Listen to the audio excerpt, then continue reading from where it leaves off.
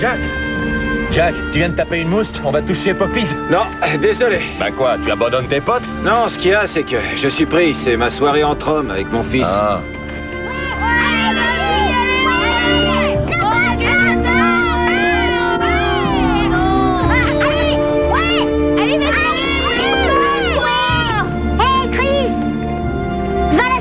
C'est toi qui l'as envoyé dans les choux. Tu es plus près, toi.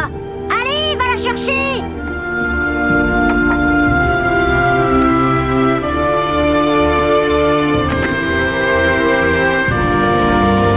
Eh, monsieur, vous pouvez me lancer la balle, s'il vous plaît?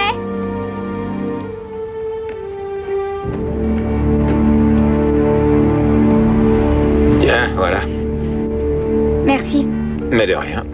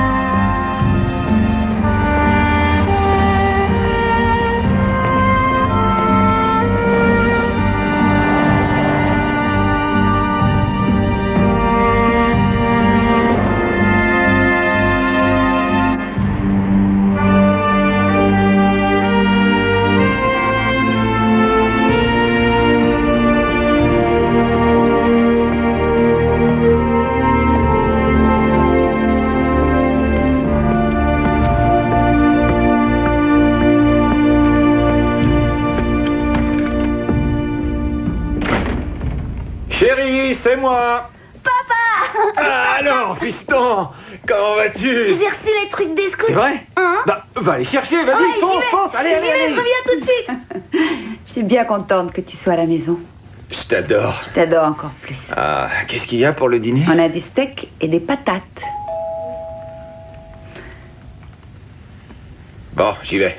C'est gentil. Danny, quand tu auras fini, viens m'aider à mettre la table, s'il te plaît.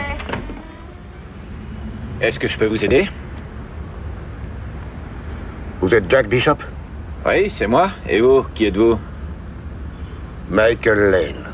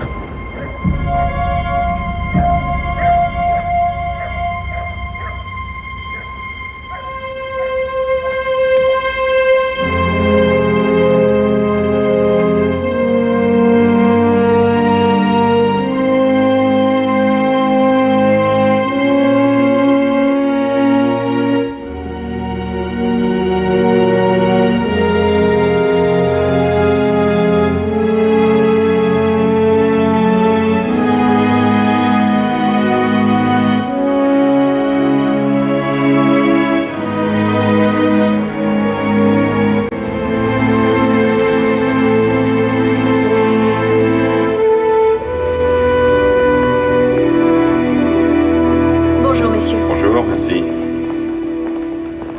Oh, une seconde. Et où est-ce que tu vas, là? Il y a l'affaire Martinez contre les stupes à régler. Le juge a demandé à me voir. De toute façon, l'accusation est réduite au simple délit, non? Faux, j'ai les résultats du labo, il y avait plus de 500 mg. Et alors? Je connais au moins 3 procureurs qui ont pris plus de coke que ça à ma soirée d'adieu, mon vieux, et ils ont tous été promus, pas condamnés. Je demanderai une lourde peine avec période probatoire. C'est un délit, pas un crime, Mitchell. Tu ne m'auras pas. Monsieur le juge, vous vouliez me voir? Oui, merci d'être venu si vite.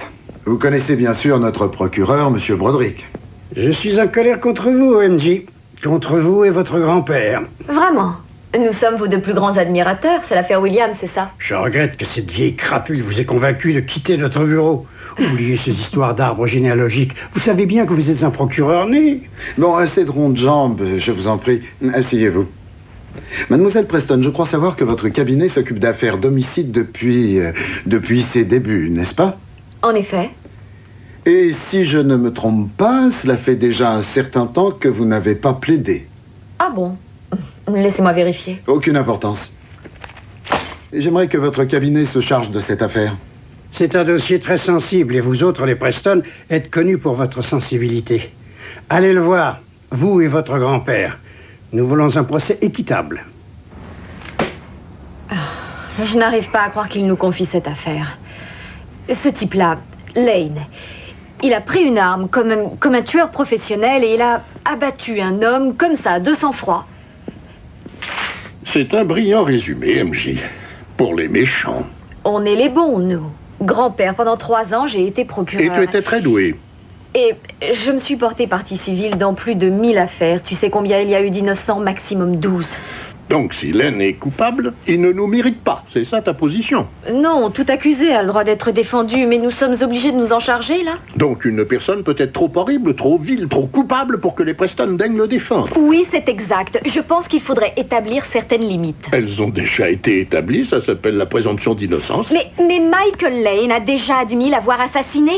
Alors on devrait laisser l'accusation l'enfermer et jeter la clé, c'est ça? Oh. Tu sais ce que ton oncle Don dirait? Oui, je le sais. J'aimerais bien le mettre sur cette affaire.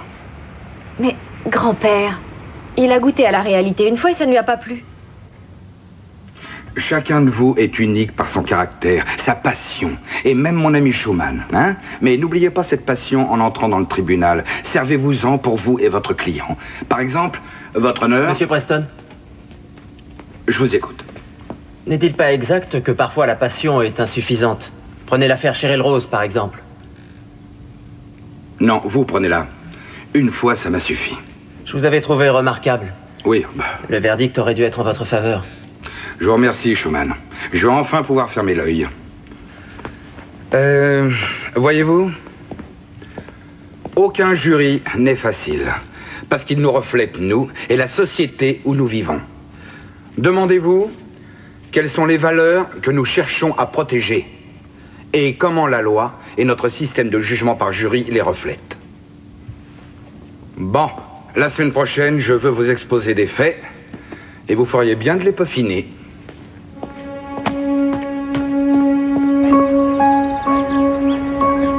Merci d'être venu. Papa, tout ce qu'il te suffit de faire, c'est de me donner l'heure et l'endroit. Il te faut un carton d'invitation maintenant? Tu sais, pour un avocat, tu as une mauvaise mémoire. Tu y penses encore? Oublie tout ça. C'est pas toi qui as perdu l'affaire Cheryl Rose, c'est nous. C'était un travail d'équipe. Tu as vu mes erreurs. Tu me les as montrées. Peut-être aurais-je dû tenir ma langue. Pour m'épargner? Peut-être me suis-je montré trop dur. Le problème, c'est que j'ai horreur de perdre. Moi aussi, figure-toi.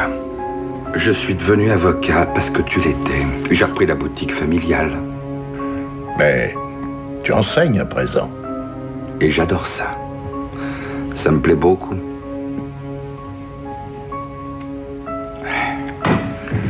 Mais Ken... Lui, c'était un vrai plaisir de le voir devant un jury. Il était même meilleur que toi, peut-être. Oh. Tu te défends pas trop mal non plus. À toi de jouer. Non, c'est à toi.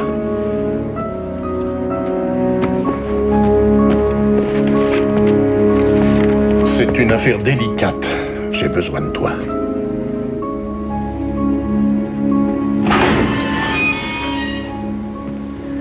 Monsieur Lane, asseyez-vous, je vous prie.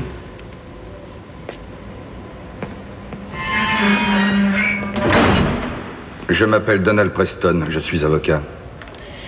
Qui vous envoie? Non, personne ne m'envoie où que ce soit. Monsieur Lane, je suis là parce que je le veux bien. Vous perdez votre temps. Faites-moi plaisir, d'accord? Laissez-moi vous dire au moins de quoi on vous accuse. La partie civile a établi qu'hier à 18h15 devant le numéro 351 de la 95e rue, vous avez tué Jack Bishop à coups de revolver. Pour quelle raison? Jack Bishop était un monstre. Pourquoi dites-vous ça? Parce que je le connaissais bien. Monsieur Lane, vous êtes tombé sur un procureur féroce, il va vouloir vous emprisonner à perpétuité. J'ai fait ce qu'il fallait que je fasse. Votre vie n'a pas d'importance? Vous perdez votre temps, je vous dis, c'est un cas désespéré. Aucun cas n'est désespéré au regard de la loi, monsieur Lane. La loi? Mais c'est la loi qui a tout gâché dès le début, justement. Alors prenez votre précieuse loi, monsieur Preston, et mettez-vous là où je pense. Avez-vous le moindre remords? Ah oui, des tas. Je regrette maintenant de ne pas l'avoir fait plus tôt. Pourquoi avez-vous tué Jack Bishop? Il faut vous confier à moi, monsieur Lane. Tout ce que nous disons ici est confidentiel. J'en ai rien à foutre, moi, de Jack Bishop, du procureur ou du juge. Je veux que vous obteniez justice. Mais avant, vous devez tout me dire à propos de ce crime. Un crime? De ce crime? Vous voulez que je vous parle de ce crime? Je vais vous en parler du crime, moi. Il y a 7 ans. Jack Bishop a violé ma fille Tracy. Elle avait 8 ans à l'époque. Elle était belle comme un cœur et il l'a violée, il l'a sodomisée. Il a détruit sa vie. Vous deviez le tuer? Je n'avais pas le choix. Vous vouliez que j'obtienne justice, monsieur Preston? Eh bien, rassurez-vous, la justice a été rendue. Jack Bishop est mort. Mais si Lane ne veut pas être défendu, pourquoi devons-nous le forcer à prendre un avocat? Je vais te dire pourquoi. Il a une fille de 15 ans dont la vie est un enfer. Elle est complètement renfermée. Elle refuse de parler au psy. Elle est totalement larguée à l'école. En revanche, depuis l'âge de 11 ans, elle couche avec tout le monde et n'importe qui. Elle a fréquenté tous les hôpitaux psychiatriques d'ici à Poughkeepsie. Mais est-ce que Jack Bishop n'avait pas purgé une peine pour ça? Si, mais justement c'est là où le bas blesse. Avec Tracy Lane, c'était la 2e fois qu'il était arrêté pour agression sexuelle. La première fois, il avait été acquitté sur un point de procédure. Pour Tracy, le procureur a eu peur que la petite ne tienne pas la distance. Alors ils ont passé un accord. Ah, oui. Et tes copains du bureau du procureur en ont pondu un vraiment écœurant. Rien que pour le viol, il risquait jusqu'à 25 ans ferme. Mais ils l'ont laissé plaider le délit mineur. Et 6 ans plus tard, il revient dans le même quartier où il habitait avant. Dans le même quartier. D'accord, c'est nul, mais la loi est toujours la loi. Et Michael Lane n'est toujours qu'un vulgaire assassin, non? Je ne pense pas que ce soit si simple que ça. Nous ne connaissons pas les tenants et aboutissants de cette affaire. Peut-être que c'est plus compliqué. Et si ça ne l'était pas? Eh bien, dans ce cas, le jury le condamnera rapidement. Il passera le reste de sa vie en tôle et tu me diras, je te l'avais bien dit. Ça te va? Non, ne me parle pas comme à une de tes étudiantes, d'accord? Parce que je n'en suis pas une. Ne te comporte pas. Du calme. Alors, vous avez tout à fait le droit de vous chamailler et de vous conduire comme des enfants. C'est une des prérogatives de la famille. Mais ce n'est ni l'heure ni l'endroit. Notre client est sur le point d'être inculpé. Écoute, je ne veux pas causer de problème, là. Non, je veux simplement exprimer... Je t'ai demandé de te joindre à nous parce qu'on a besoin de tes talents et de ta passion. Enchi, tu es là parce que je pense que tu peux devenir une très bonne, voire brillante avocate. Il se trouve par hasard que vous avez des liens de parenté, j'espère, et Michael Lane l'espère aussi, que cet état de fait ne nous nuira pas. Sa famille a besoin de notre famille. Compris? Oui. Allons-y. Butchou. D'accorder à votre famille une protection policière et de vous relâcher contre précaution personnelle, monsieur Anderson. Monsieur Preston? Ah, monsieur Broderick. Salut, vieille branche. On joue enfin dans la cour des grands, hein? Le chef suprême du bureau des homicides n'a donc rien de mieux à faire. Et si on parlait un peu de toi, professeur? Qu'est-ce que tu fais là, hein? Tu organises un voyage d'études pour tes potaches? Non, je viens pour toi, tu es mon héros. Affaire suivante. Veuillez reculer. Michael Lane, levez-vous.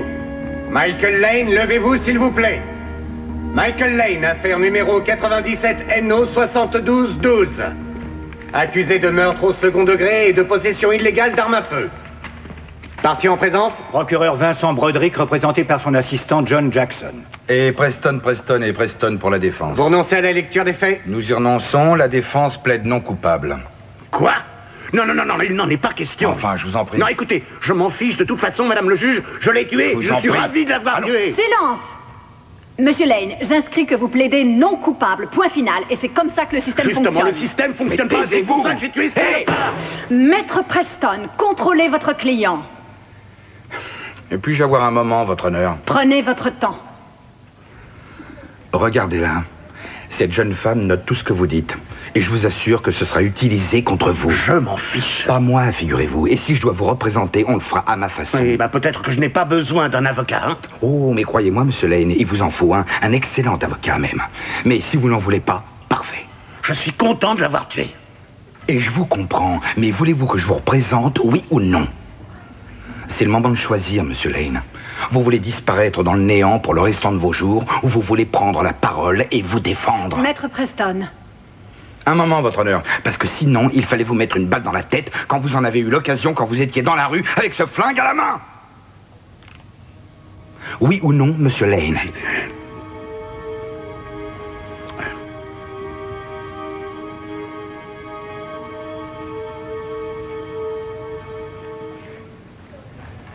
Votre honneur, mon client vient juste de m'autoriser à plaider non coupable. En ce qui concerne la caution, Ne vous fatiguez pas, Maître Jackson. Une caution est hors de question. L'accusé devra rester en détention provisoire à la prison de Manhattan. Affaire suivante.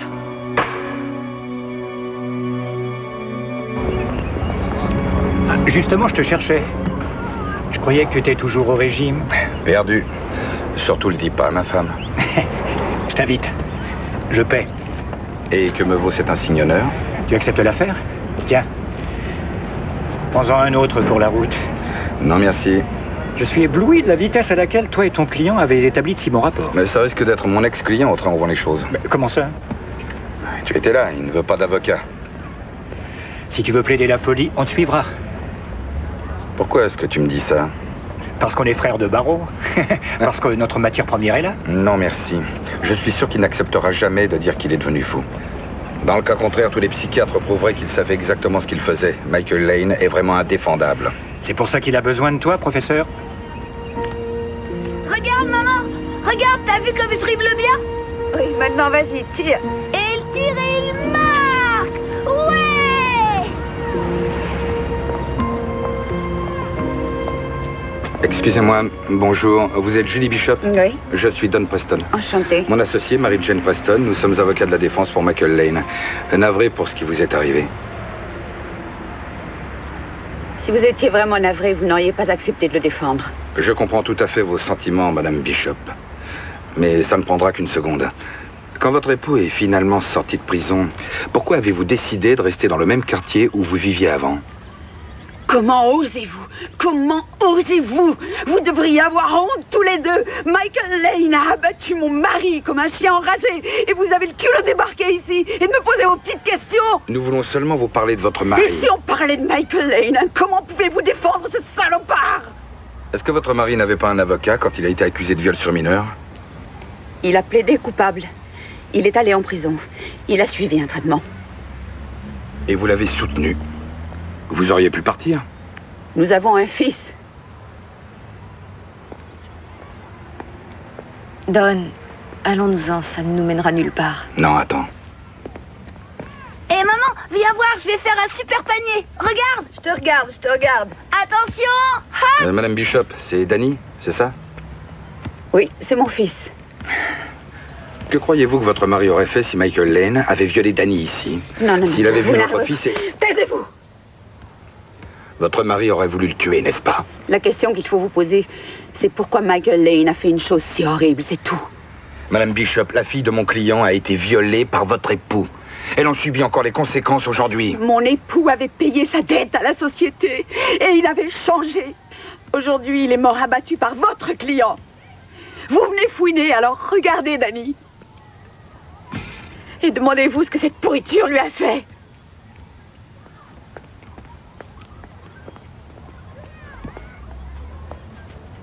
Tu as eu chaud. Si elle avait eu une arme, elle t'aurait descendu. Oui, tu as raison. Je vais avoir besoin d'un coup de main. C'est le moins qu'on puisse dire. Il faudrait te faire soigner. Récupère tout ce que le procureur a découvert et tout ce qui pourra nous servir. Je veux le maximum d'infos. Regarde ce gosse. Quel genre de vie il va avoir, hein, grâce à notre client.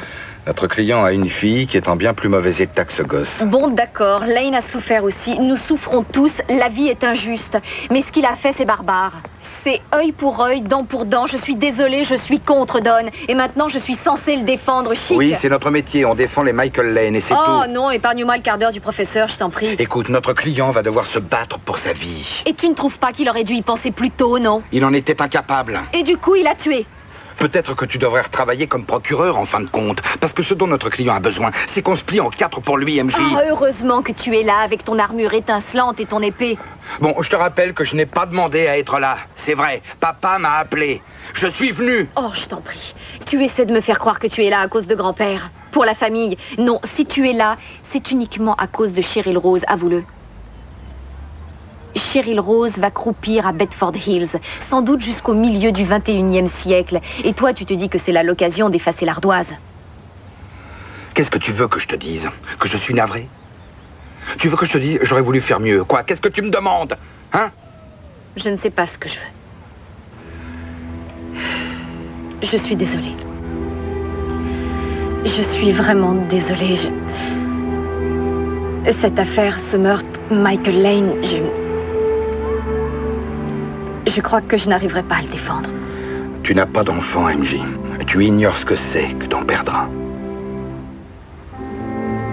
Oui, en revanche, je sais très bien ce que c'est que de perdre un père beaucoup trop tôt.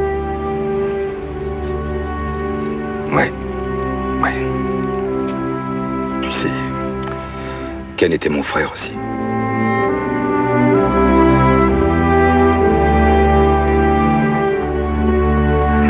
Oui, mais tu aurais dû insister. Tu aurais dû me dire, ne t'approche plus de ta famille, ils sont tous dingues. Mais c'est ta famille. Mais mon père, je l'adore, bien sûr. Mais il surveille toujours tout. Rien n'a changé. Et MJ, elle me rend barjot, elle. Pourquoi? Parce qu'elle ne suit pas la politique familiale à la lettre? Non, parce qu'elle a une prise de position morale et que ça se fait pas chez les avocats. C'est malin. On a une conversation intelligente, là. Ah ouais, tu trouves? Tu viens pourtant de dire qu'elle te rendait barjot. C'est vrai, parce qu'elle estime qu'on défend le genre de philosophie du œil pour œil. Et c'est pas le cas? Non. Non, parce que sinon, ils seraient obligés de dire que leur client n'aurait pas dû tuer Bishop, mais seulement le violer et le sodomiser. Je te rappelle que ta sœur est là, Steven. Bon, je sais ce que violer veut dire, maman. Ah ouais? Et la sodomie? Steven! La sodomie? Mais qu'est-ce que tu sais de la sodomie? Tu peux me l'épeler, au moins? Chérie, je t'en prie, écoute. Preston Pizza. Je vous écoute. Excuse-moi, je te taquine. Tu m'en veux pas trop, j'espère. Si, à mort. Papa, c'est pour toi. Allô? Mange. Maintenant? D'accord. J'arrive tout de suite. Tout va bien? J'en sais rien. Mais où tu vas? Il faut que j'aille à la prison. Maintenant? Maintenant. Tu sais, ça me fait vraiment bizarre de négocier avec toi. Oui, c'est parce que je vois tout de suite quand tu bluffes. Tu demandes une lourde peine avec période probatoire, alors que je sais que l'inculpation est déjà réduite à délit mineur. Tu penses toujours comme un procureur, MJ. T'aurais jamais dû quitter le bureau. Pourquoi? Il te faut un pigeon pour assurer ton calendrier au palais les week-ends? Ouais, et je ne te vois pas en mercenaire, travaillant pour... Des assassins. Vas-y, dis-le, Mitchell. Oui, des assassins. Je croyais pas que tu céderais à la pression familiale. La pression familiale, mon œil. J'ai toujours rêvé de travailler pour ce cabinet un jour. Ah, c'est dommage, parce que j'ai entendu dire qu'il y avait un poste bien juteux à pourvoir chez nous bientôt. Ah oui? Dans quel bureau? Aux homicides. Et Broderick cite ton nom en permanence. Mon nom? Oui, mais étant donné que tu es tellement heureuse du côté des traîtres, ce cher Broderick va devoir trouver quelqu'un d'autre. Oui. Faut croire.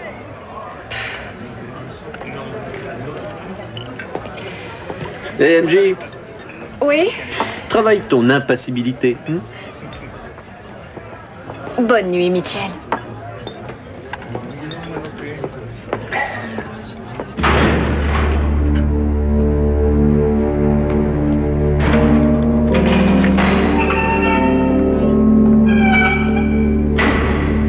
Monsieur Lane, vous voulez me voir, alors? Qu'est-ce qu'il y a? Elle m'a écrit une lettre. Qui? Tracy, ma petite fille. Elle m'a écrit... tenez, lisez.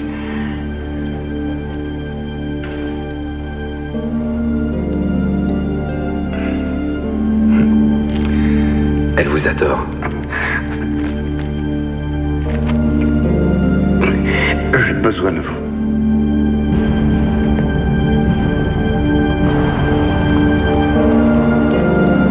Bonjour, Monsieur Preston. Bonjour, Suzanne. Grand-père, Oui? tu as une minute. Oui. Si quelqu'un abattait un de tes fils, qu'est-ce que tu ferais? Tu me demandes si je voudrais le tuer. La réponse est oui, bien sûr. Oui, mais tu ne le ferais pas, n'est-ce pas? Tu ne tuerais pas quelqu'un comme ça. Non, mais je ne me fais pas d'illusions sur mes sentiments. MJ, pourquoi as-tu quitté le bureau du procureur pour rejoindre notre cabinet? Parce que papa aurait voulu que je le fasse et pour être avec toi. Il faut que tu sois là parce que tu crois au métier de défenseur, tout comme lui. Mais j'y crois. Au fond de ton cœur, tu as un cœur tellement bon, généreux, idéaliste. Ma chérie, tu es révoltée par l'injustice, et c'est bien. Mais tu dois décider quelle injustice tu veux combattre. Michael Lane joue sa vie dans cette affaire. Je sais.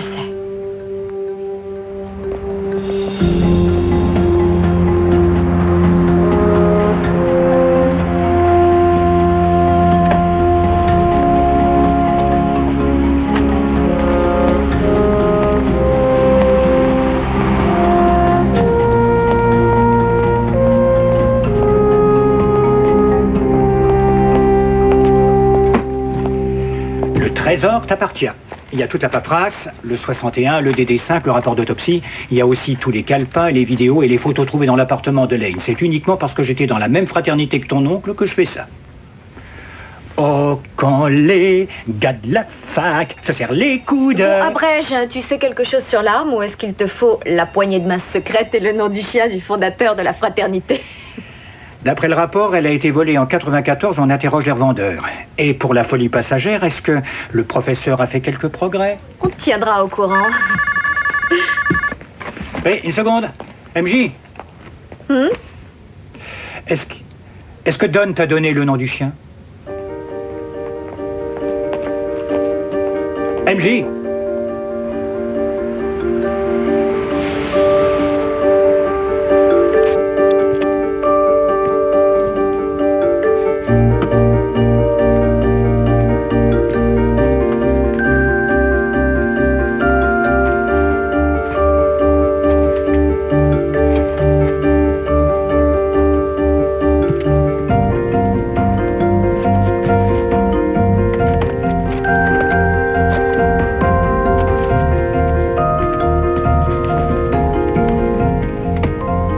Ça y est.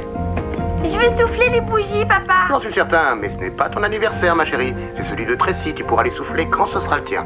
Qui est juste dans 3 mois. On aurait dû faire ça dans la cuisine comme je l'avais proposé ce matin. Allez, attention, tu es prête? Tu es prête à souffler? Oh, tiens, souffle le briquet. Tu es prête? Et on souffle fort. Joyeux anniversaire, Tracy.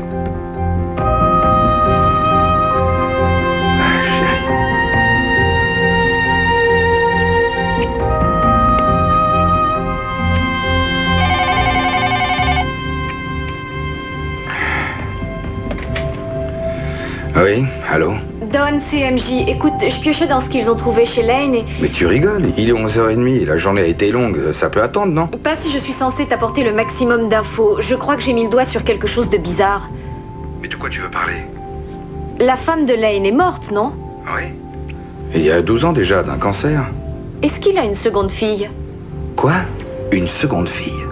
Eh ben, j'ai une vidéo de famille, là, et on dirait bien qu'il a une autre fille. Est-ce qu'il t'en a déjà parlé? Non, jamais.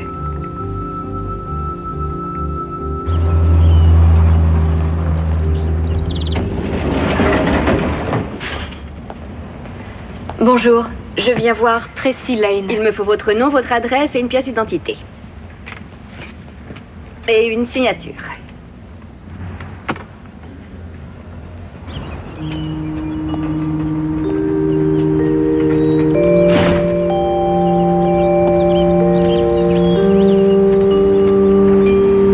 Tracy? Bonjour. Je m'appelle Mary Jane Preston, je suis avocate. Ah oui, je vous attendais. Je travaille pour votre père. Je sais. Il m'a écrit.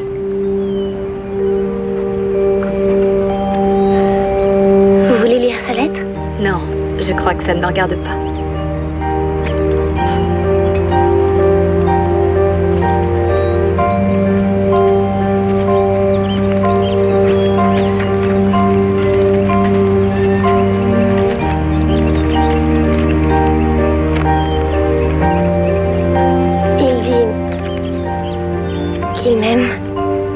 qu'il a été forcé de faire quelque chose de mal. Et il dit aussi que je devrais essayer de ne pas penser à ça.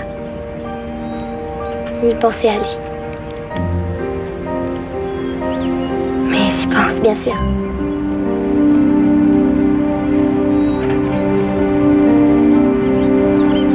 Je pense à plein de choses. Des choses mauvaises. Il dit que je devrais essayer de prendre soin de moi. Et d'aller mieux. Et votre père, il vous aime? Oui. Oui, très fort.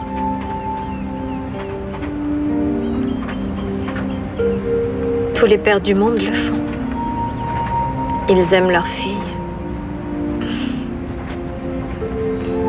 Avant, je lui écrivais des super histoires. Elles étaient super. C'est vrai. Il était une fois une petite princesse qui vivait dans un magnifique château. Mais personne ne pouvait y entrer. Alors, est-ce que vous vouliez me demander quelque chose? Oh, je voulais seulement vous voir.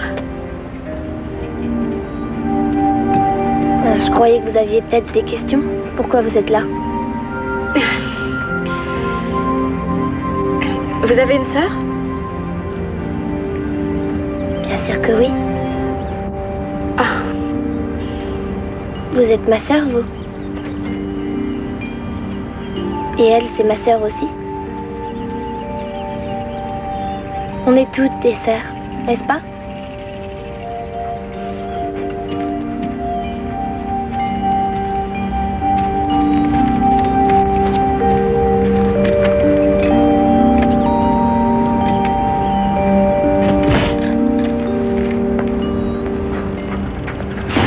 Bonjour.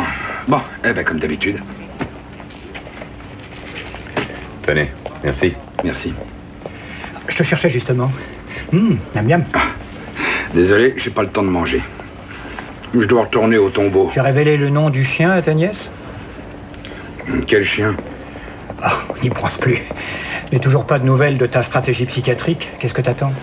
Rien du tout. Tu as vu tout le matériel que j'ai confié à MJ? Pas encore. Mais pourquoi tu nous le donnes si tôt et sans te faire tirer l'oreille? Ah, c'est parce que je suis gentil. Non, c'est faux, John. John, on se connaît déjà depuis une sacrée paye. Et pour un procureur, je te respecterais presque. Mais pour l'instant, je me dis pourquoi est-ce qu'il insiste tellement pour que je décide de plaider la folie passagère? J'ai vu les photos de ce que Bishop a fait à Tracy et j'ai une fille aussi. Oh, je t'en prie. C'est vrai, s'il peut bénéficier de toutes les ficelles judiciaires, je retirerai mon inculpation d'homicide et je dormirai mieux quand j'aurai gagné. Car je vais gagner, Don. Salut, vieille branche.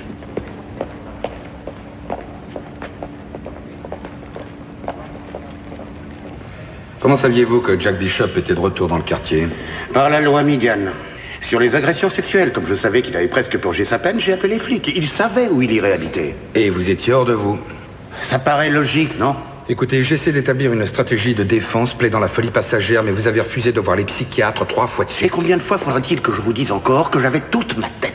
Ce genre de défense ne vous intéresse pas? Ah, non, ça ne m'intéresse pas. Non. Tout ce que je veux dire, c'est que la loi peut travailler dans votre sens. Je ne vois vraiment pas comment, si je gagne, je finirai enfermé dans un hôpital psychiatrique pour le restant de mes jours. Je vous le répète, je n'étais pas cinglé. Mais peut-être que vous l'étiez aux yeux de la loi. La loi, c'est n'importe quoi. Mais parfois les gens commettent des horreurs, des choses atroces, et la loi est là pour nettoyer toute la merde. Vous avez une fille, Monsieur Preston? Oui. Et comment est-ce qu'elle s'appelle? Kelly. Imaginez votre Kelly se réveillant en plein milieu de la nuit, toutes les nuits en hurlant.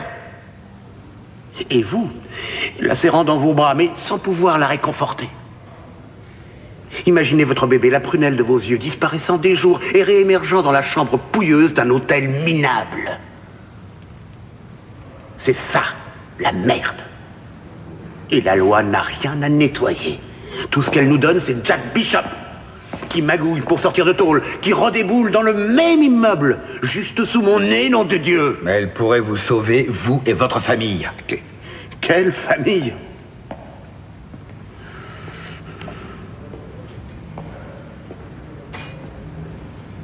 Vous oubliez votre fille aînée, Monsieur Lane. De quoi parlez-vous?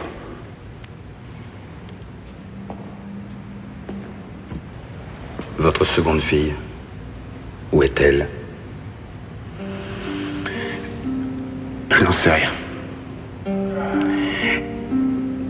Je n'en sais rien.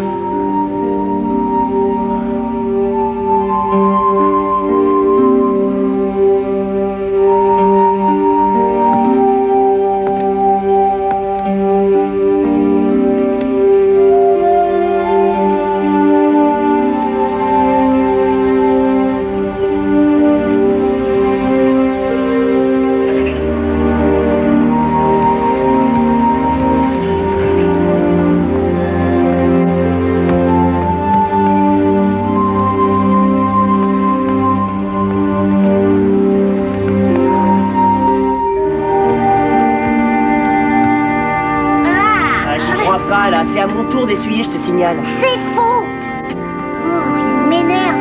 Papa, tu as fini? Oui, merci. Tiens, je t'apporte une autre assiette à laver. Je te dis que c'est pas à moi de laver, je l'ai déjà fait hier. Menteur, hier t'as essuyé. Même que t'as cassé un verre, t'as qu'à demander à maman si c'est pas vrai. Mais si, je te le dis. Mais non, je te dis qu'hier j'ai lavé.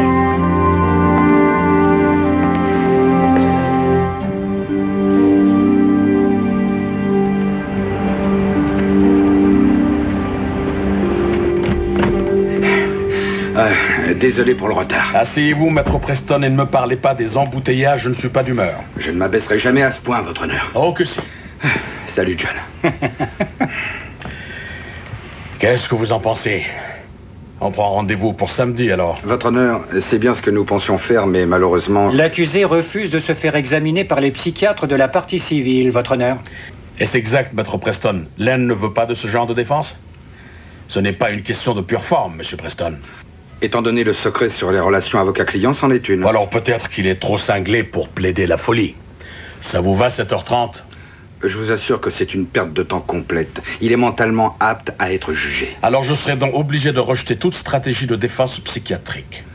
Dans ce cas, John, je me disais que si j'arrivais à convaincre Lane, tu pourrais peut-être l'inculper pour homicide seulement. Possible, il faudrait que je voie ça avec le procureur. Si Broderick est partant, je crois qu'on peut négocier. Une petite minute.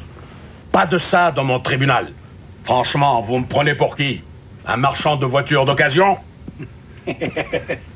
Pas du tout. Non, je crois que vous êtes quelqu'un qui veut que justice soit rendue dans cette affaire. Mais je me contrefiche de ce que vous croyez, vous et M. Broderick. Il n'y aura pas de marchandage dans ce procès. Je vous en prie, Jack Bishop a décroché un arrangement plus que satisfaisant il y a 7 ans dans ce même bâtiment pour le viol de la fille de Lane. Vous trouvez ça normal? Vous savez très bien que je n'ai pas jugé l'affaire Bishop. Mais je ne dis pas le contraire. Si Jack Bishop n'avait pas décroché cet arrangement il y a 7 ans, peut-être que nous ne serions pas ici aujourd'hui. Mais si votre client est reconnu coupable, maître Preston, il devra répondre de tous les chefs d'inculpation. Et il écopera de combien? De ce que mérite un meurtre, pas un jour de plus ni de moins. Si vous avez quelque chose à dire, maître Preston, dites-le. Pas aujourd'hui, votre honneur. Alors soyez prêt à sélectionner le jury demain. L'audience s'ouvrira à 10h. À moins que vous n'ayez encore un cours à donner. Tente-toi seulement de trouver 12 personnes impartiales. Je ne cherche pas des personnes impartiales, papa. Je veux des jurés qui pencheront de mon côté dès le début. Mais comme Charles Bronson ou l'inspecteur Harry. Oh, je parie que John a un droit de préemption sur Clint. Et il se servira de Bronson comme modèle. Je dois trouver des personnes comme ça, qui ont été des victimes, qui se sont rebellées ou qui auraient voulu le faire. Des mères avec des jeunes enfants, peut-être. Des pères qui trouvent que Lane est plutôt un héros. Les victimes que les jurés chercheront forcément seront peut-être plus du côté de Jack Bishop et de sa pauvre veuve. Oui, tu crois? C'est généralement le cas. Quand ton frère choisissait un juré, il essayait systématiquement de le regarder droit dans les yeux. S'il esquivait, il s'en méfiait. Mais s'il le regardait plein phare, « Je viens du mission et je veux des preuves !» Il le choisissait tout de suite parce qu'il allait l'écouter. Et pourquoi tu choisirais pas le jury? Parce que c'est ton affaire. C'est plus drôle comme ça.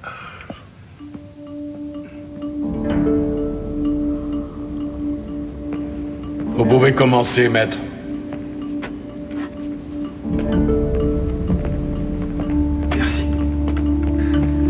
Bonjour.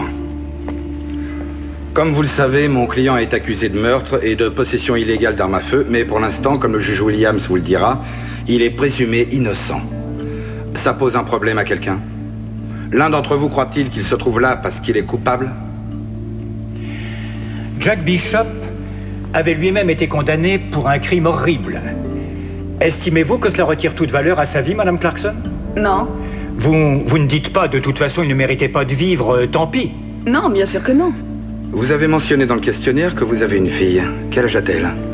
Elle aura 11 ans dans un mois. Ah, j'en ai une à peine plus vieille. Assez chouette à cet âge-là, en général. Donc, quand vous regardez l'accusé assis là, et que vous pensez à votre propre fille, est-ce que vous vous dites « je ne serai jamais dans une position comme celle-là » ou plutôt « oh mon Dieu, pourvu que ça ne m'arrive jamais » Pourvu que ça ne m'arrive jamais. Oui. Est-ce qu'une personne a le droit de défendre sa famille? Monsieur Coleman. C'est plutôt une responsabilité. C'est comme ça que je le vois. En tant que père? Oui, en tant que père. Alors, Monsieur Coleman, si un homme agressait votre famille de façon très violente et que vous l'aperceviez 2 jours plus tard dans la rue, que feriez-vous? Je suppose que j'appellerai la police. Pour qu'elle fasse son travail, n'est-ce pas? Oui. Oui, d'accord. Admettons que la personne en question soit arrêtée, envoyée en prison et après un certain nombre d'années, soit relâchée. Et vous la voyez, vous la rencontrez à l'arrêt du bus, sortiriez-vous un revolver et l'abattriez-vous parce que vous êtes toujours en colère? Je pourrais en avoir envie, mais... Oui, mais le feriez-vous? Non, monsieur. Non, pourquoi? Vous n'appelleriez pas ça défendre votre famille? Non. J'appellerais ça un meurtre. Ah, un meurtre.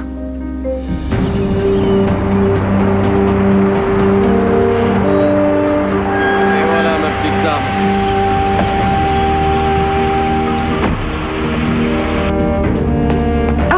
Vous venez revoir Tracy Lane? Non, c'est à vous que je veux parler, à vrai dire. Est-ce que tous les visiteurs doivent signer en entrant? Oui, bien sûr. Y compris les membres de la famille? Oui.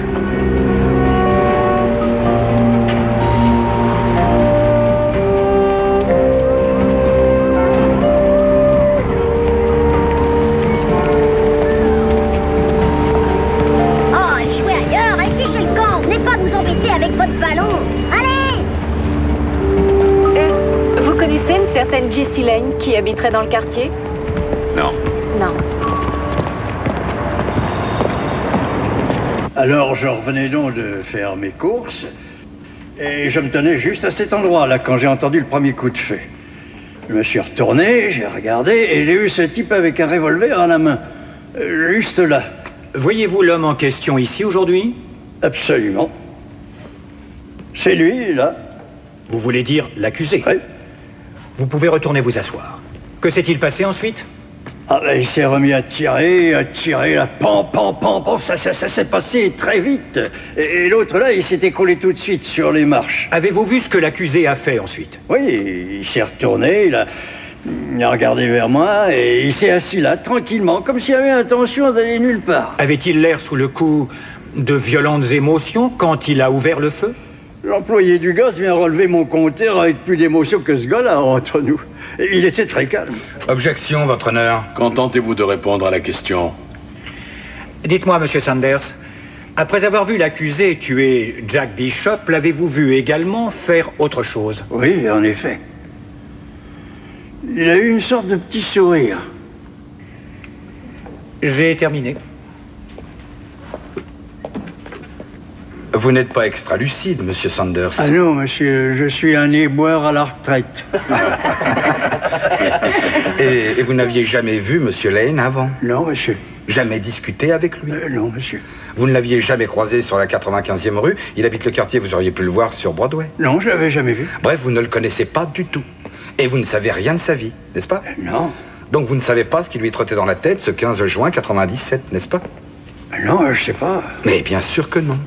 Et il vous est impossible de savoir ce qu'il pouvait ressentir ce jour-là, j'imagine. Non, j'en sais rien. Non. Et maintenant, monsieur Sanders, pour être tout à fait clair, nous sommes bien d'accord que vous ne connaissiez pas Michael Lane non plus en mars 1990. Non. Donc vous n'avez aucun moyen de savoir ce que l'accusé pouvait ressentir juste après que monsieur Bishop ait violé et sodomisé sa fille Tracy. Non, j'en sais rien. Vous voulez essayer de deviner? Objection. Accordé. Je n'ai plus de questions.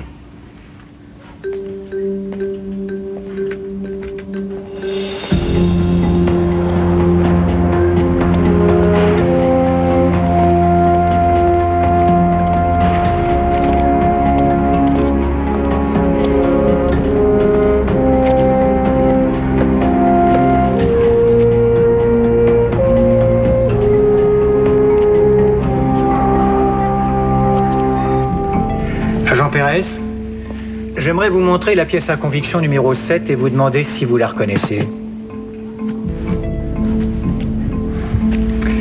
En effet, c'est le revolver que l'accusé m'a remis ce jour-là. Il était assis sur le trottoir et il a dit qu'il venait de tuer Jack Bishop et il a fait un geste. Vers quoi? Un homme par terre allongé dans une mare de sang. Qu'avez-vous fait de l'arme? Je l'ai enregistré, je l'ai envoyé à la balistique pour être analysé. Et quels ont été les résultats obtenus au cours des tests en ce qui concerne les 5 projectiles extraits par le médecin à l'autopsie? Ils provenaient tous de la même arme. C'est l'arme du crime.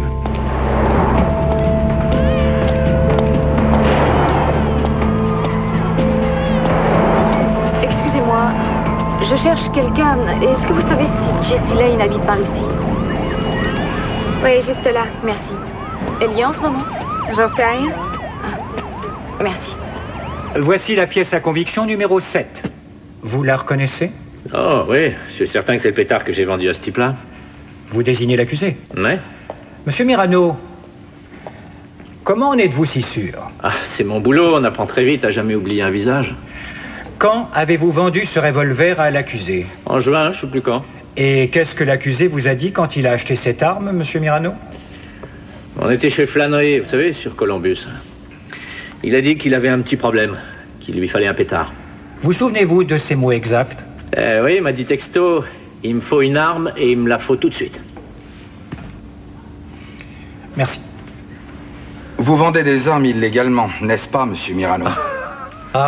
Votre honneur, veuillez demander au témoin de répondre. Le procureur lui a accordé l'immunité pour ses crimes. C'est le moins qu'il puisse faire.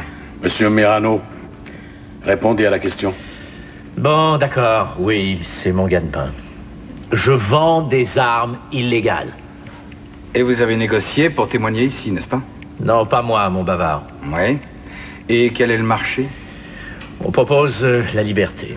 On va vous offrir l'acquittement dans une affaire d'armes. Je l'espère. C'est trop gentil de la part du procureur. Surveillez-vous, maître.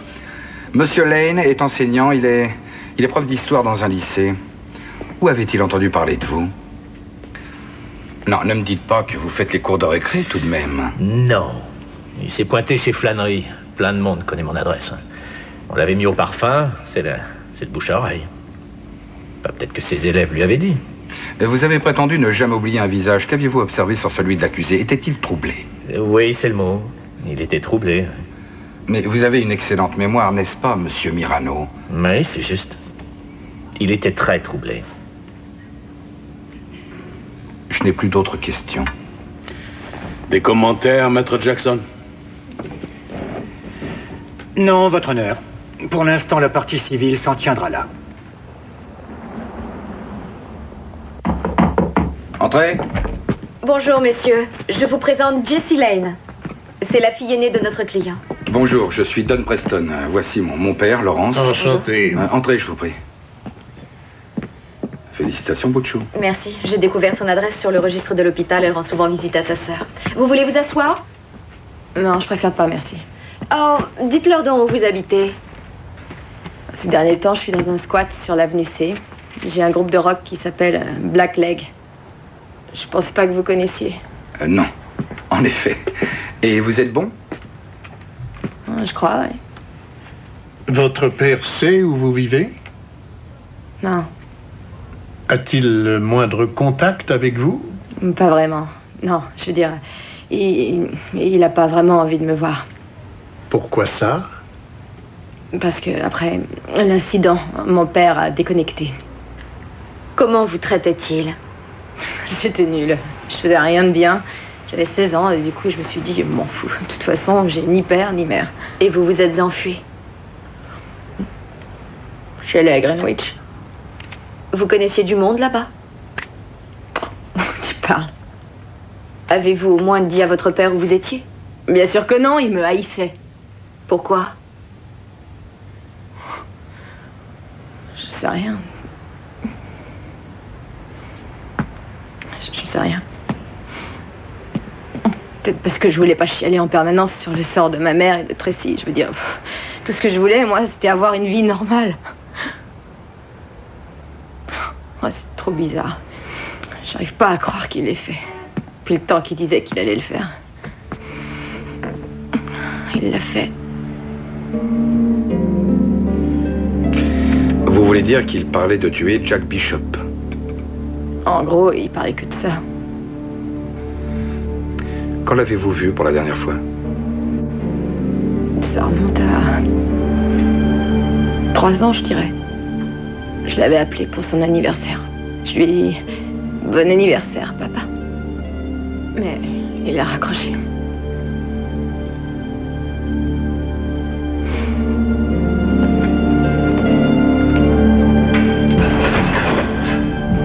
Bonjour, monsieur Preston. Qu'est-ce qu'il y a? On ne vous a rien dit?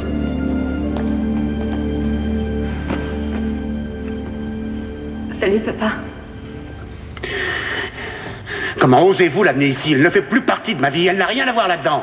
Si, justement. Non, ça c'est faux. Tu m'as poussé à partir, papa. Elle s'est enfuie de la maison.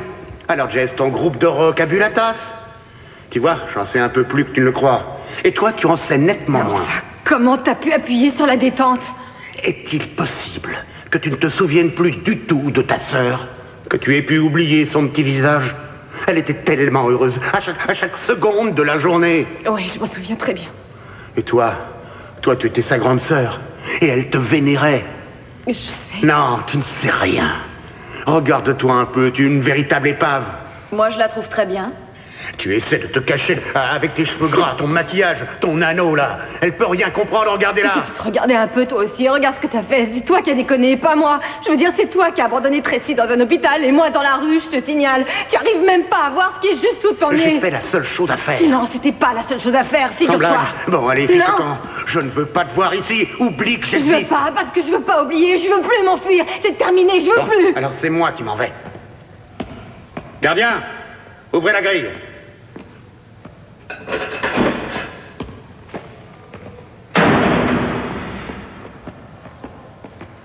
Ça n'a pas été un franc succès. Je pense qu'on devrait appeler Jessica à la barre. Tu plaisantes? En quoi ça pourrait nous aider? Elle témoignera pour son père. Mais c'est à cause de lui qu'elle s'est enfuie. Aucune importance. Il faut que le jury voie Lane en tant que père et en tant que victime. Oui, mais ils sauront qu'elle essaie uniquement de le sauver. Et Jackson sautera sur l'occasion pour lui faire admettre à quel point son cher père rêvait de massacrer Bishop. Crois-moi, le jury va l'adorer. Maître Preston? Votre honneur, la défense appelle Jessica Lane à la barre. Enfin, qu'est-ce qui vous prend? Je ne veux pas qu'elle témoigne, pas ma fille. Calmez-vous, m'entendez? Y a-t-il un problème, Maître Preston? Non, votre honneur. Moi, j'en ai un, votre honneur. Jessica Lane n'apparaît pas sur la liste des témoins. Nous avons seulement retrouvé sa trace hier, votre honneur. J'aimerais beaucoup en avoir la preuve formelle. Si vous avez une objection à faire sur un point précis, Maître Jackson, faites-la. Alors reprenons. Vous auriez dû me dire que vous alliez faire ça. Monsieur Lane. Je ne veux pas voir ma fille à la barre. Ça, c'est mon problème, pas le sien. Mademoiselle Lane, pouvez-vous nous décrire votre père? Quel genre d'homme était-il avant le 14 mars 1990? 90, objection, votre honneur, aucun rapport. C'est nécessaire pour comprendre l'accusé. Rejeté. Vous pouvez répondre à la question. C'était un père génial. Je veux dire, son univers, c'était ma sœur et moi. Tout ce qu'il voulait dans la vie, c'était bien élever ses enfants. On l'appelait le dictionnaire ambulant. Il savait tout. Enfin, je veux dire, il était prof de lycée. Et puis, il était sévère avec nous quand on avait des mauvaises notes, mais il était toujours là pour nous aider, toujours. C'était un rock, vous voyez. Je me souviens... Et il adorait m'entendre chanter. A-t-il changé après le 14 mars 1990?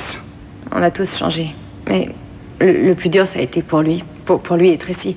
Il n'avait pas su protéger sa fille. Il devait se sentir inutile. Objection sur ses sentiments. Accordé. Rayez cette remarque. Mademoiselle Lane, veuillez nous dire en quoi son comportement avait changé après le 14 mars 1990. En gros, il dormait plus, il mangeait plus, il lui arrivait de rien avaler pendant des jours à part du café ou de la bière. Ça avait affecté son comportement? D'après vous. C'est à vous que je le demande. Il n'allait plus au lycée. Il répondait même plus au téléphone. Il ressassait en permanence ce qui était arrivé à Tracy. Vous a-t-il jamais frappé? Non, jamais. Il s'en est pris aux chaises et aux tables 1 ou 2 fois, c'est vrai, mais... Il a tout démoli dans la maison, hein? Oui, mais... Monsieur Preston, essayez de comprendre. Ça s'est passé... juste après qu'il l'ait découverte dans la baignoire. Qu'est-ce qu'il avait vu dans la baignoire, mademoiselle Lane?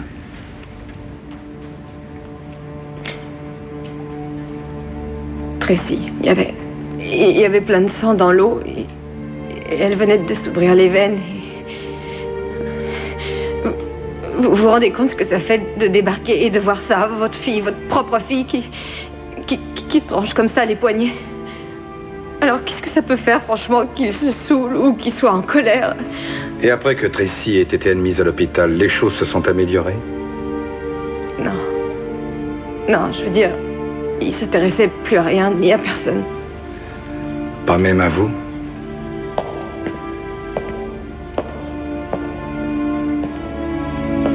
Non, encore moins à moi. C'est vrai, il en avait rien à cirer. Comment le saviez-vous? Je disparaissais des jours entiers parfois. Et quand je revenais à la maison, il me demandait même pas où j'étais passée. Pourquoi vous êtes-vous enfui? Objection, ça devient ridicule, votre honneur. Mademoiselle Lane, je vous prie de vous taire. Maintenant. Maître Preston, n'ai-je pas rejeté toute ligne de défense psychiatrique? Si, mais je tiens à établir l'état d'esprit de l'accusé. Pas à l'époque du meurtre. Objection accordée. Rayez la dernière remarque. Alors, Maître Preston, avez-vous autre chose à ajouter? Jessie, regardez votre père. Avez-vous eu le moindre contact avec lui après vous être enfui? Non. Mais... Je me dis que peut-être si j'étais restée, il ne l'aurait pas assassiné. Et toutes ces... Votre honneur, le témoin a répondu à la question. Non, votre honneur, laissez-la finir, je vous prie. Allez-y terminer, mademoiselle. Toutes ces choses que j'ai faites, je sais bien que c'était stupide et écœurant, mais c'était parce que j'aurais tellement voulu qu'il me regarde un peu. Parce que pendant toutes ces années, tout ce qu'il y a eu dans son cœur, c'était un désir maladif de vengeance. Et je me disais... Quand est-ce qu'il y aura un petit peu de place pour moi aussi? Mais tu ne comprends pas. Si, je t'assure que si. Je comprends. Je te regardais et je voulais que tu saches qu'il y avait une personne au monde qui t'aimait toujours. Et voilà pourquoi je suis venue. Parce que je t'aime, papa. Et crois-moi, tu n'es pas obligé d'être tout seul maintenant.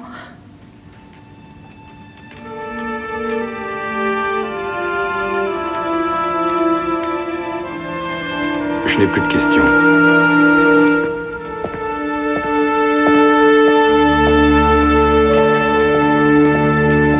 Parlons un peu du 15 juin 1997. Vous n'avez pas vu votre père ce jour-là, n'est-ce pas? Non. L'aviez-vous vu cette semaine-là? Non. L'aviez-vous vu ce mois-là, alors? Non. Quand l'avez-vous vu pour la première fois cette année? Hier matin, je suis allée lui rendre visite à la prison. Donc, vous êtes incapable de nous dire quel était son état d'esprit le 15 juin 1997, le jour où Jack Bishop a été abattu à coups de revolver, n'est-ce pas? Je ne vous suis pas. Je veux dire, vous ne savez pas s'il était émotionnellement troublé ce jour-là ou tout à fait normal, mademoiselle Lane. Non, je sais rien. Bien.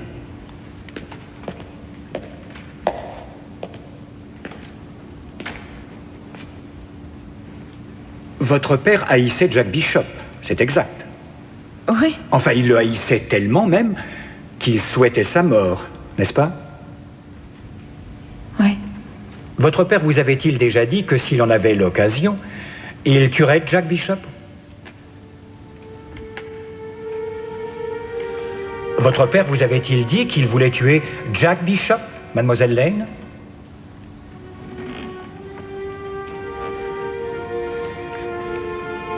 Mademoiselle Lane? Oui.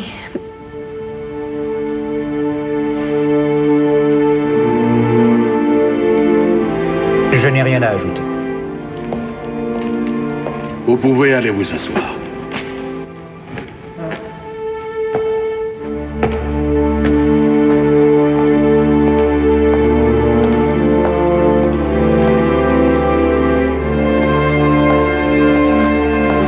Jessie. Oh. Jessie.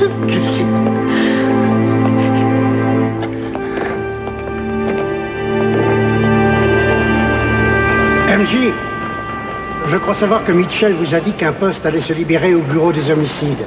Ça vous intéresse? Merci, j'ai déjà un emploi. Non, je sais. Et je sais que vous aimez votre famille. Mais franchement, vous avez l'étoffe d'un grand procureur. Et qu'est-ce que vous faites? Vous vous démenez pour défendre un meurtrier déjà condamné. vraiment ce que vous voulez faire jusqu'à la fin de votre vie? Alors pensez-y. Mais... Et tu veux que Lane aille témoigner? Mais on peut rien faire d'autre. Il refuse de voir les psychiatres et tous les experts. Plaider la folie est exclu. Comment raconter sa version des faits, sinon? Mais sa version des faits inclut l'assassinat de Jack Bishop. Jesse a créé un courant de sympathie envers lui. S'il va à la barre, il va tout démolir. Toujours est-il que c'est lui qui nous ramènera au premier crime. Ça peut pas nous faire de mal, au contraire. La question est de savoir s'il se fera du mal à lui-même. Monsieur Lane, que s'est-il passé le 14 mars 1990? Objection, ce n'est pas Jack Bishop que nous jugeons aujourd'hui. Rejetez, attendez le contre-interrogatoire, maître Jackson. Ce jour-là, Jack Bishop a violé ma fille. Comment le savez-vous? Vous n'étiez pas présent, je suppose. Non, je n'étais pas là. Alors comment savez-vous ce qu'il a fait? Mais nom d'un chien. Il l'a avoué quand il a plaidé coupable. Ici même, dans ce tribunal. Monsieur Lane, veuillez nous dire ce que Monsieur Bishop a avoué avoir fait à votre fille. J'ai là une copie de ses aveux si votre mémoire vous fait défaut. C'est inutile. Il a dit qu'il avait mis son pénis dans sa bouche, dans son vagin et dans son anus. Et dites-moi exactement pour quel crime Monsieur Bishop a plaidé coupable en fin de compte. Tentative de viol. Tentative de viol. Son avocat avait réussi à négocier une réduction du chef d'inculpation. Le procureur avait peur que Tracy ne tienne pas à la barre. Monsieur Lane, quel âge avait Tracy quand ces événements ont eu lieu? 8 ans. Et dans quelle mesure ce qui s'est passé le 14 mars 1990 l'a affectée? Elle a 15 ans aujourd'hui et elle vit dans un autre monde. Elle a tenté de se suicider 2 fois pour quitter le nôtre. Voilà comment cette histoire l'a affectée. Ça lui a gâché la vie pour toujours. Tout ça à cause de ce mec, Jack Bishop. C'était un monstre. Il ne méritait pas de vivre. Vous ne comprenez rien! Non, vous ne comprenez rien. Il n'a pas seulement détruit la vie de mes 2 filles, il a détruit aussi la mienne. Objection, votre honneur. C'était pas un monstre! Madame, asseyez-vous. Asseyez-vous et veuillez vous taire. Asseyez-vous. Et monsieur Lane, asseyez-vous vous aussi. Sinon je vous condamne pour outrage à la cour. Messieurs, veuillez vous approcher.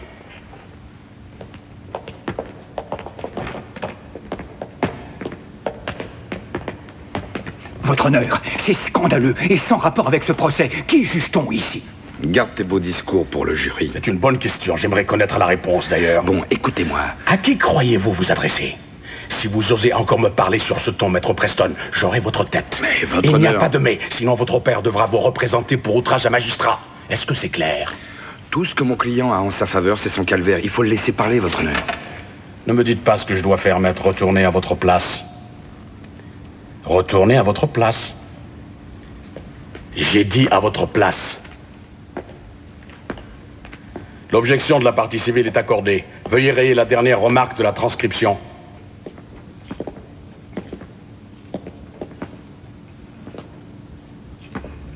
Monsieur Lane, où étiez-vous le 14 mars 1990 à approximativement 15 heures? Comme d'habitude, en route pour aller chercher Tracy à l'école. Mais... Mais quoi, monsieur Lane? Je me suis arrêté en chemin. Pourquoi exactement? C'est tellement stupide. Je me suis rendu compte que j'avais oublié de prendre mon costume bleu chez le teinturier. J'avais un conseil de classe le jour suivant. Il me fallait ce costume. Si je ne le prenais pas tout de suite, il aurait fallu que je retraverse pratiquement toute la ville. Alors, je suis passé le prendre. Et ça m'a mis 5 minutes en retard pour Tracy. Je suis arrivé à l'école juste à temps pour la voir être emmenée en voiture. Et elle pleurait, elle hurlait « Papa, papa, papa !» Qu'avez-vous fait? J'ai poursuivi la voiture, mais il a réussi à filer. J'ai pas pu le rattraper. Si j'étais venu 5 minutes avant... Un père a le devoir de protéger ses enfants, Monsieur Preston, et j'ai échoué. Mon bébé hurlait, elle était terrorisée, et je ne l'aidais pas. Je ne pouvais penser à rien d'autre. Elle a peur, et cette brute lui fait du mal. Dites-nous ce qui s'est passé en juin 1997 quand vous avez su que Jack Bishop venait de sortir de prison. Je savais pas quoi faire. Jessie était déjà partie, Tracy était à l'hôpital, l'appartement était vide. Chaque pièce, chaque lit. Alors j'ai bu, Monsieur Preston, pour que ça m'assomme. Et où avez-vous bu? Oh, chez Flannery sur Columbus. Et avez-vous parlé à Frank Mirano ce soir-là?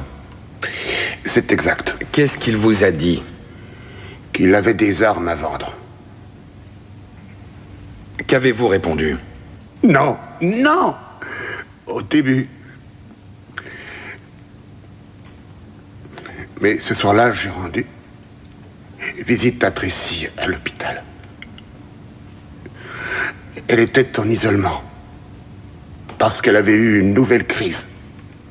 Il l'avait complètement droguée. Son regard était vitreux. Elle était attachée à son lit pour qu'elle n'essaie pas de se tuer. Encore!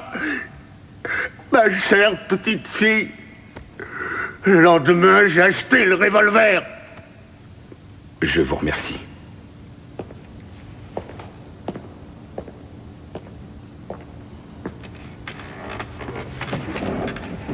Je vais être bref, Monsieur Lane. Avez-vous tué Jack Bishop? Oui, je l'ai tué. Vous n'étiez pas ivre à l'heure du crime, n'est-ce pas? Non, j'étais sobre. Et vous saviez ce que vous faisiez, n'est-ce pas? Clairement. Vous ne vouliez pas le blesser seulement, pas avec 5 balles dans le corps. Non, je voulais le voir crever. Et vous aviez pensé à ce moment depuis très longtemps, Monsieur Lane.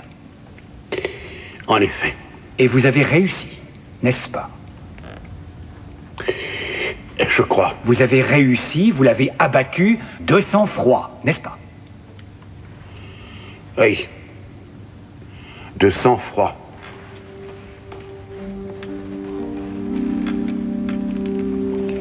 J'ai terminé.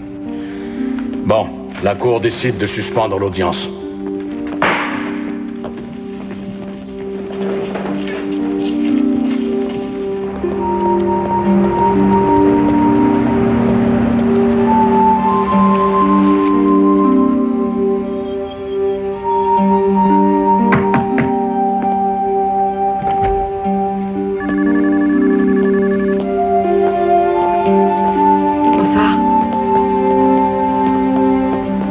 Quelqu'un.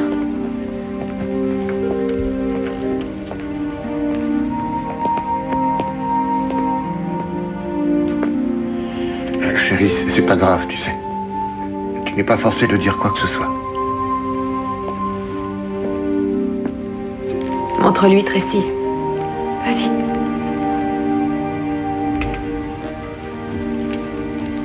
J'ai écrit ça, c'est pour toi. Lis-lui. Lis-le tout fort. D'accord.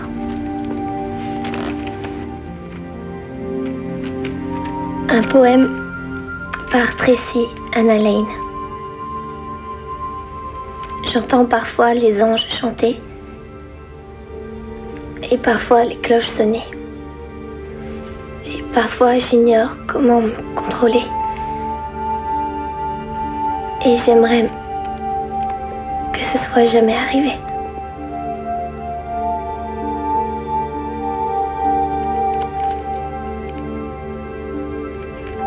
Vas-y, termine.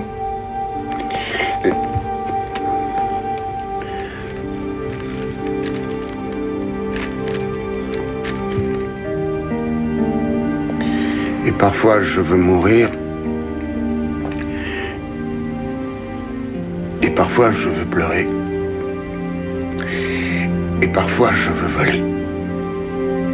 Et j'aimerais que ce soit jamais arrivé. Je l'ai pas fini. C'est magnifique.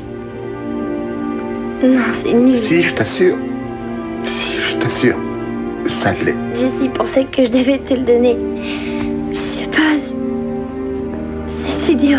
Non, c'est merveilleusement écrit.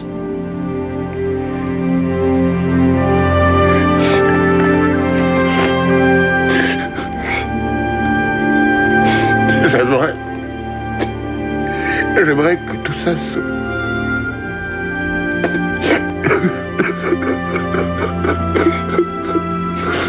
Mon trésor.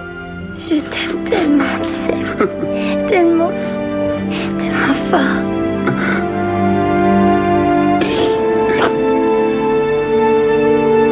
Je t'aime grand comme la lune. Je t'aime encore plus.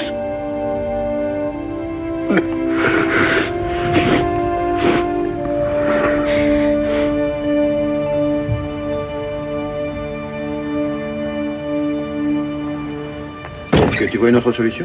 Non. Tu as vu le procureur? Non, mais j'ai rendez-vous demain. Espérons qu'il sera prêt à faire un petit effort. Regarde-moi ce jury. La seule chose qu'il se demande, c'est qui appuiera sur le bouton.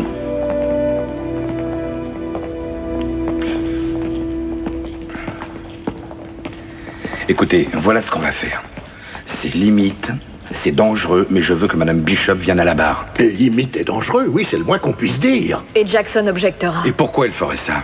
Il croira que ça n'apportera que plus de compassion pour la veuve éplorée. Ce qui est vrai, mais qu'est-ce que ça t'apportera à toi? La passion.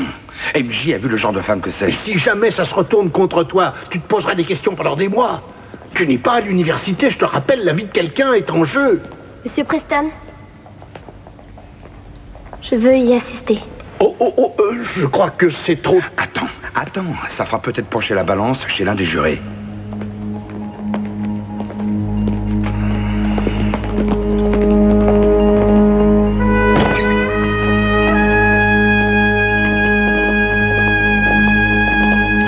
Tu vas t'installer là, juste devant. Et ne dis rien quoi qu'il arrive.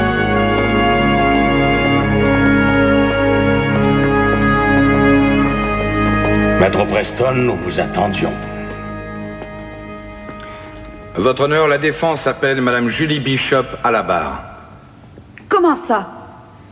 Il n'est pas question que je vienne témoigner pour lui. Vous avez une objection, Maître Jackson? Non, votre honneur. Dans ce cas, Madame Bishop, vous êtes obligée d'obéir. Alors, Madame Bishop, qu'est-ce que nous ne comprenons pas? Maître Preston, invitez-vous le témoin à faire un discours. Je lui pose seulement une question, votre honneur, et je n'entends aucune objection de la part de mon collègue. Alors, Maître Jackson, en avez-vous une? Non, votre honneur. Vous avez parlé. Que vouliez-vous dire, Madame Bishop? Je refuse de rester là, à vous regarder crucifier mon époux de cette façon, comme si toute sa vie, ça n'avait été qu'un monstre. Vous ne vous rendez pas compte à quel point ça le perturbait, ce qu'il avait fait. Sa vie n'était qu'un long cauchemar après ce qu'il avait subi. Et qu'avait-il subi? Vous croyez qu'il faisait ça pour le plaisir? Il ne pouvait pas s'en empêcher, Monsieur Preston, parce qu'on lui avait fait ça, lui aussi. Oui, et s'il était vivant aujourd'hui, il voudrait me tuer pour oser le dire. Mais depuis l'âge de 5 ans, jusqu'à ce qu'il ait 10 ans, il a été, de façon répétée, violé et molesté par son oncle. Des dizaines et des dizaines de fois. Et ce n'était qu'un enfant. De même que Tracy n'était qu'une enfant. Ça le torturait cruellement. Ça l'obligeait à faire des choses affreuses. D'accord? Donc, ça n'était pas sa faute. Non, je ne dis pas ça. Il a assumé ses responsabilités. Il est allé en prison. Il avait changé. Jack avait changé. Ce n'était plus la même personne? Exactement. Donc, quand votre mari est sorti de prison, vous avez dû être très heureuse, hein? En effet. Vous l'avez ramené jusqu'au seuil de votre maison sur la 95e, c'est ça? C'est exact. Aviez-vous envisagé éventuellement de partir habiter plus loin? Non. Et vous croyez que ça ne poserait pas de problème? J'ai le droit de vivre n'importe où j'en ai envie. Fallait-il que ce soit à 5 pâtés de maison d'où vivait Monsieur Lane? Dans ce quartier, je suis chez moi. Mon fils va à l'école à côté. Et j'ai des amis qui y vivent. Regardez-le, Madame Bishop. Il est juste devant vous. Vous n'avez pas honte, franchement? Pourquoi le devrais-je? Je ne me prostitue pas comme vous êtes en train de le faire. Je veux seulement savoir ce que vous ressentez en étant dans la même pièce, sachant ce que votre mari a fait à sa fille, la condamnant à passer sa vie à errer d'un hôpital à l'autre. Que croyez-vous qu'elle ressente, elle? Objection, votre honneur. Maître Preston témoigne à nouveau. Objection accordée. Si vous avez une question, Maître Preston, posez-la. Madame Bishop, vous aimez votre fils Danny, n'est-ce pas?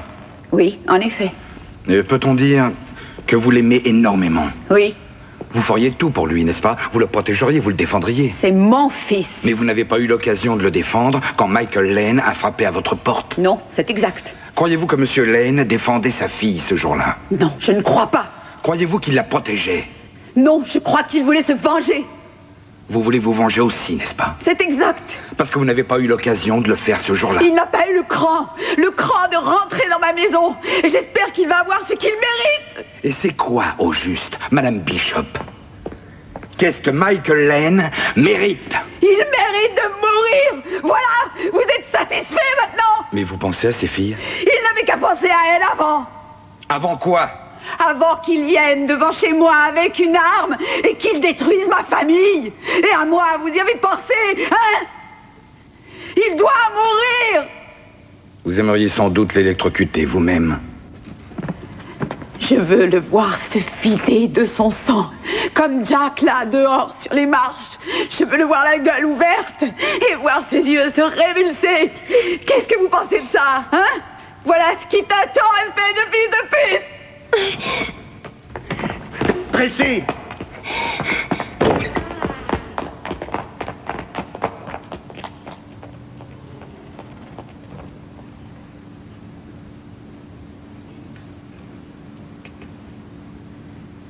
Est-ce que cette vengeance serait suffisante, Madame Bishop? En effet.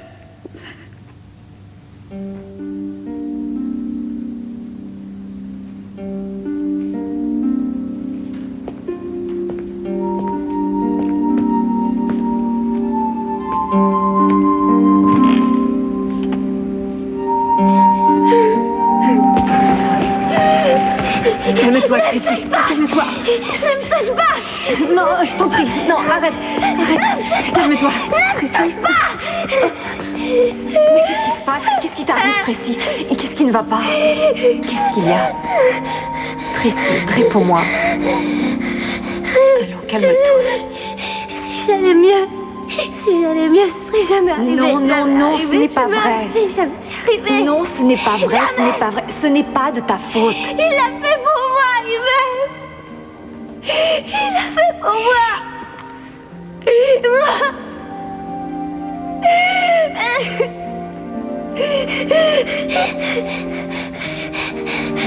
ma faute.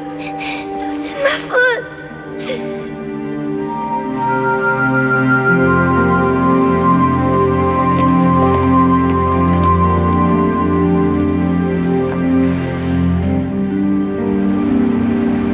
Maître Preston.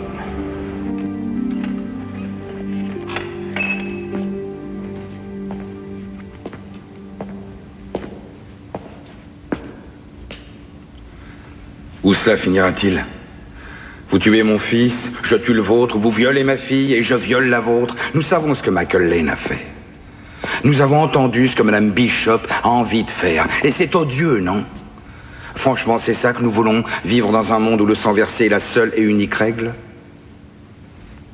Il nous arrive tellement souvent dans la vie de ne pas savoir quoi faire. Où est le bien? Où est le mal? Mais juste pour un moment, oubliez tout ça, les avocats, les juges, les objections, oubliez tout ça. Et glissez-vous dans la peau de Michael Lane une seconde. 14 mars 1990, c'est une belle journée. Le soleil brille et vous courez prendre votre fille à l'école, vous êtes un peu en retard. Elle vous demandera sans doute de l'emmener chez le glacier. Il y en a un juste à côté où vous allez souvent. C'est une sorte de rituel entre vous. Vanille fraise, c'est son parfum préféré. Elle vous attend, toujours assise sur le même banc. Elle saute toujours en l'air quand elle vous voit arriver. Mais vous regardez et elle n'est pas là. Et tout à coup, vous entendez un hurlement. Vous vous retournez et vous apercevez un homme la tirant dans une voiture. Elle hurle de plus belle et il claque la portière. La voiture démarre à fond, vous voulez la suivre, mais vous ne pouvez pas, vous êtes bloqué par le trafic. En fait, il n'y a rien que vous puissiez faire. Non, rien du tout.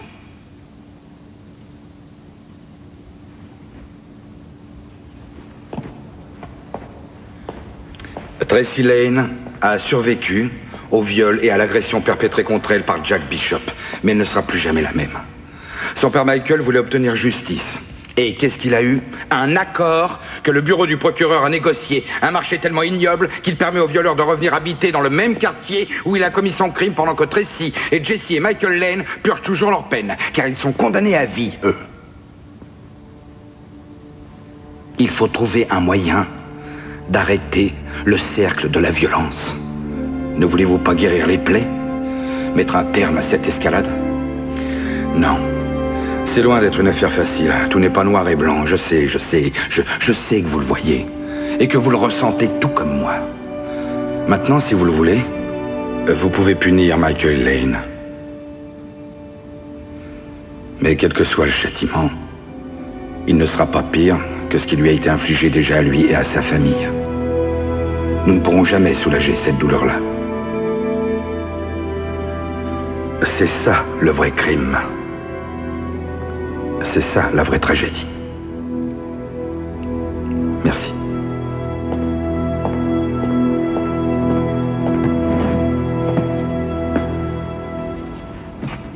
Eh bien, Maître Preston a totalement tort.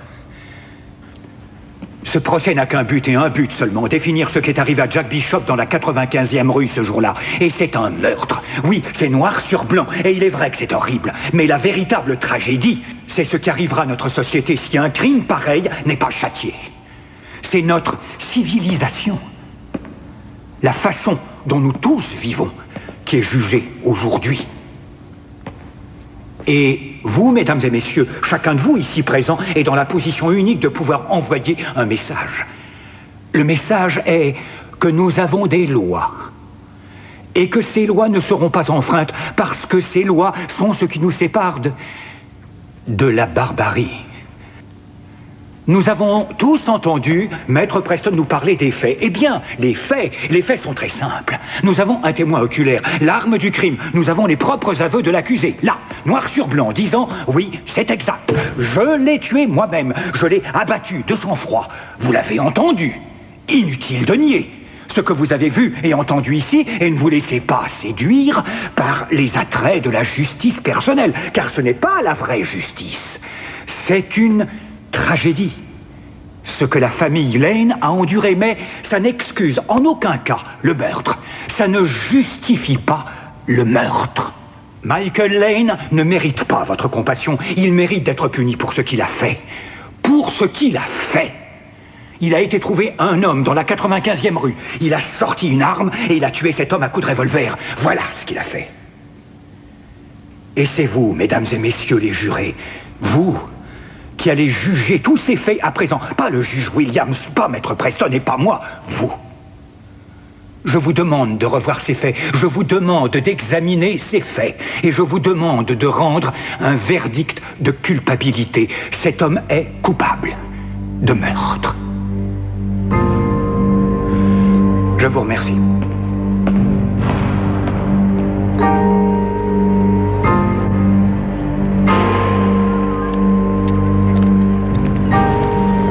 Quelle heure est-il? 10 minutes de plus que quand tu l'as demandé. S'ils reviennent avant qu'on ait fini notre café, on est mal.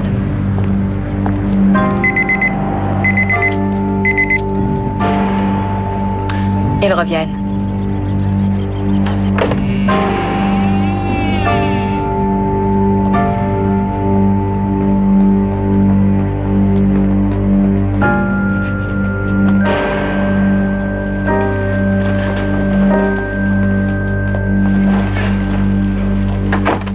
Le jury est-il prêt à rendre son verdict?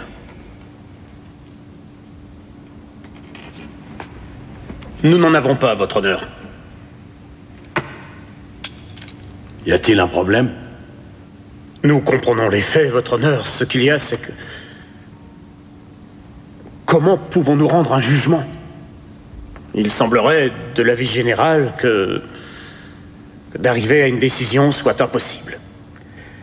Vous avez pour responsabilité envers cette cour, envers Michael Lane, envers les habitants de New York, et pour être franc, envers vous-même, de rendre un verdict. Soit je sais que c'est difficile, mais c'est possible. Essayez encore. Écoutez-vous les uns les autres. Je veux que vous réexaminiez vos propres points de vue. Je vous donne donc l'ordre de poursuivre vos délibérations.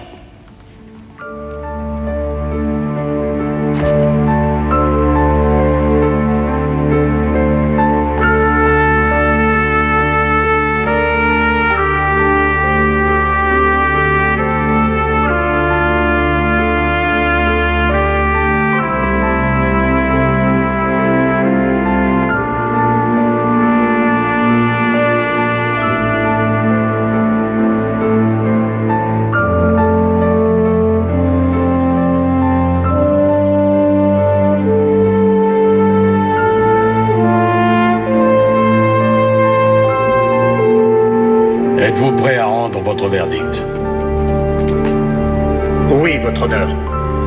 Accusé, veuillez vous lever.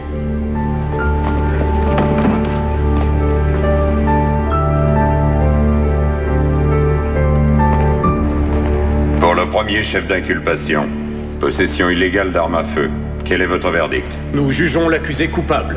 Pour le deuxième chef d'inculpation, meurtre au second degré, quel est votre verdict? Votre honneur, nous avons délibéré pendant des jours et le verdict est que nous sommes totalement bloqués. Voulez-vous dire que vous n'avez pas réussi à prendre une décision sur l'inculpation de meurtre? Votre honneur, nous avons revu la situation des milliers de fois, mais la vérité c'est que nous n'arriverons jamais à rendre un verdict unanime sur l'inculpation de meurtre. Qu'est-ce que ça veut dire? Vous êtes excusés. Messieurs, rejoignez-moi dans mon bureau et apportez vos calendriers, je vous prie.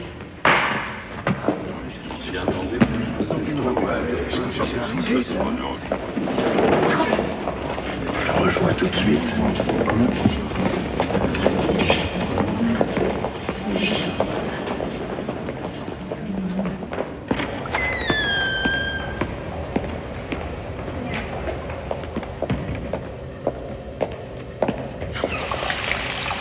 Tu sais pourquoi il nous convoque, non?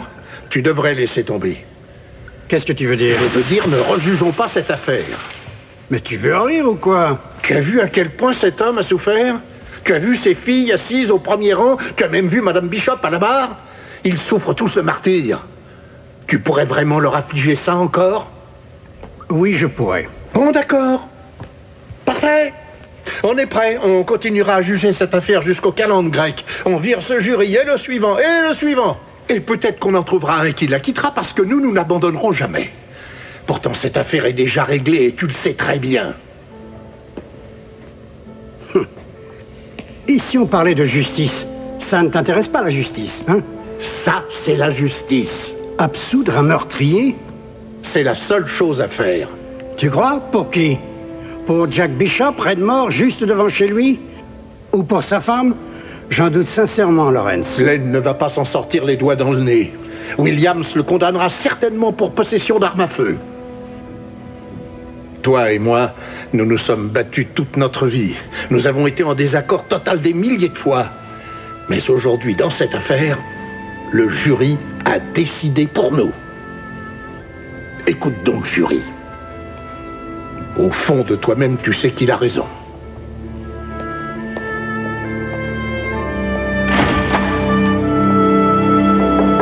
Entrez. Bon, je vais remettre à plus tard ma sentence pour la possession d'armes. Quand pourrons-nous nous revoir pour un second procès? Est-ce que ça vous irait en novembre? Novembre? Ça vous donnerait le temps de vous préparer. Non, nous ne serons pas prêts, votre honneur. Nous ne rejugerons pas cette affaire. Je vous demande pardon. Vous avez bien dit ce que je crois avoir entendu, parce que si c'est le cas... Quoi? Que feriez-vous? Vous ne dirigez pas mon bureau. Je suis toujours le procureur général. C'est moi qui décide des dossiers qui doivent être instruits ou non. Vous commettez une grosse erreur. Non, justement. Il trouve qu'on a déjà assez dépensé l'argent du contribuable dans cette affaire. Il a été reconnu coupable de possession d'armes. Condamnez-le là-dessus. Rassurez-vous, je le ferai. Il va la sentir passer. Vous ne voulez donc pas trouver de solution à cette affaire? Que croyez-vous que le jury a fait?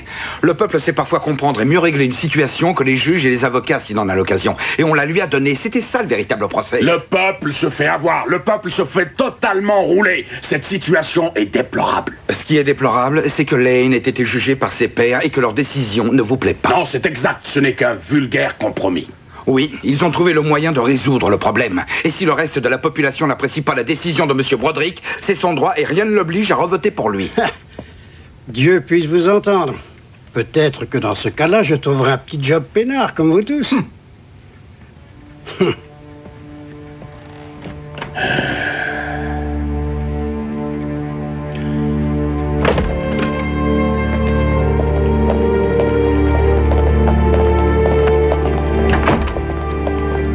Monsieur Lane, le dossier est clos. Mais l'autre procès? Il n'aura pas lieu. Le juge Williams se prononcera le mois prochain pour le port d'armes prohibé. Et étant donné qu'il est sévère et connaissant ses sentiments dans cette affaire, vous aurez le maximum, qui est de 3 ans et demi à 7 ans. Après ça, vous serez un homme libre. J'arrive pas à y croire. C'est la vérité, monsieur Lane. Monsieur Preston, merci. Merci pour tout ce que vous avez fait. Merci, monsieur. Merci.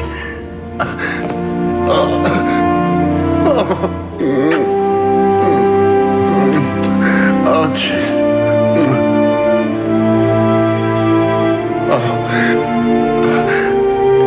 Tu t'occuperas d'elle? Promis. Oui. Oui.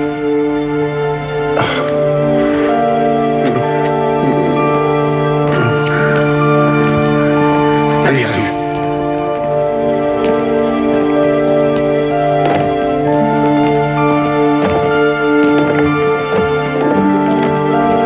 Bon travail.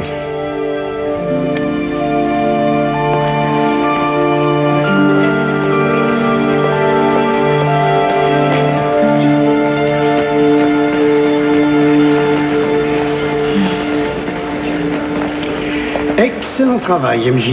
Je sais que vous étiez un peu débordé cette semaine, mais avez-vous eu le temps de réfléchir à notre conversation? Effectivement, oui, j'y ai réfléchi. C'est une opportunité formidable. Mais? Regardez-les. Ils seraient complètement perdus sans moi. Et puis, mon nom est déjà sur la porte. Je vous comprends.